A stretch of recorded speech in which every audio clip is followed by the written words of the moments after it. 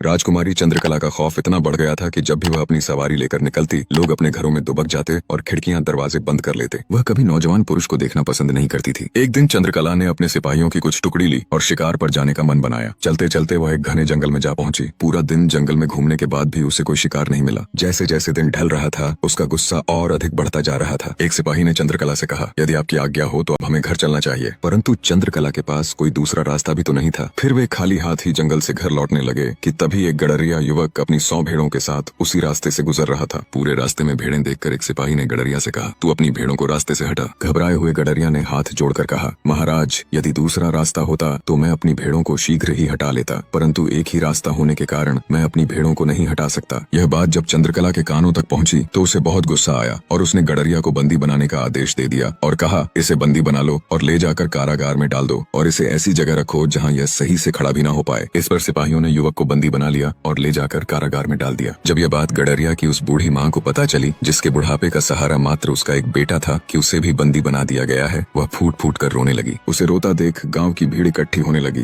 परंतु राजकुमारी चंद्रकला के खिलाफ कोई बोल भी नहीं सकता था। वहाँ पर खड़े सभी लोग कहने लगे, हो ना हो तेरे बेटे की ही कुछ न कुछ गलती होगी। परंतु बूढ़ी माँ को पूरा विश्वास था कि उसका बेटा कोई भी गलती नहीं कर सकता। उसने गाँव वालों की बातों को नजरअंदाज किया और चंद्रकला के महल में जा पहुंची। जब उसने चंद्रकला से यह बात कही, बेटी तुम मेरे बेटे को छोड़ दो, उसकी कोई गलती नहीं है। यदि तुम चाहो तो उसकी जगह पर मुझे बंदी बना लो, पर मेरे बेटे को छोड़ दो। इतना सुनते ही राजकुमारी अत्यंत क्रोधित हुई और कहा, यदि तेरे बेटे की कोई गलती नहीं है तो इसका मतलब मेरी गलती है। मैंने उसको बिना किसी गलती के बंदी बना रखा है। अब तो यही ढिंढोरा पूरे नगर में पीट कर आई होगी, मेरे प्रति लोगों को भड़काया होगा। अब जब तू इतना कह रही है तो दंड की हकदार तो तू भी है। सिपाहियों, इसे ले जाओ और इसे तब तक कोड़े लगाओ जब तक यह अधमरी न हो जाए। परंतु उनमें से एक सिपाही समझदार था। उसे उस बूढ़ी महिला पर दया आ गई और उसने उसे मारना उचित नहीं समझा और चुपके से छोड़ दिया। वह तुरंत वहाँ से चल दी और कई दिनों के बाद वह राजा विक्रमादित्य के राज्य में जा पहुंची। जो भी उसके साथ बीती थी वह सब उसने राजा विक्रमादित्य के सामने कह सुनाई। विक्रमादित्य ने कहा, हे माता, आप चिंता न करें, आप यहीं मेरे अतिथि गृह में मेहमान बनकर रहें और मैं जा रहा हूँ आपके बेटे को लेने, और जब तक मैं उसे छुड़ा नहीं लूंगा तब तक मैं भी वापस नहीं आऊंगा। इतना कहकर विक्रमादित्य वहाँ से चल दिए और द्वार पर जाते ही एक दरबारी से कहा, जाओ जाकर अपनी राजकुमारी चंद्रकला से कह दो उससे मिलने राजा विक्रमादित्य आए हैं। दरबारी ने जैसे ही विक्रमादित्य का नाम सुना वह भागा और राजकुमारी से कहा, द्वार पर एक व्यक्ति आया है, वह अपने आप को राजा विक्रमादित्य बता रहा है और वह आपसे मिलना चाहता है। राजकुमारी ने कहा, भला राजा विक्रमादित्य को मुझसे क्या काम पड़ गया? ठीक है, तुम जाओ और उन्हें शीघ्र ही यहाँ लेकर आओ। दरबारी ने आकर विक्रमादित्य से कहा, महाराज आप जा सकते हैं। जैसे ही राजा विक्रमादित्य महलों के अंदर गए, उन्होंने देखा बहुत सारे लोगों की चीखने चिल्लाने की आवाज आ रही है। वह एकदम स्तब्ध रह गए। थोड़ा आगे जाकर उन्होंने देखा हजारों की संख्या में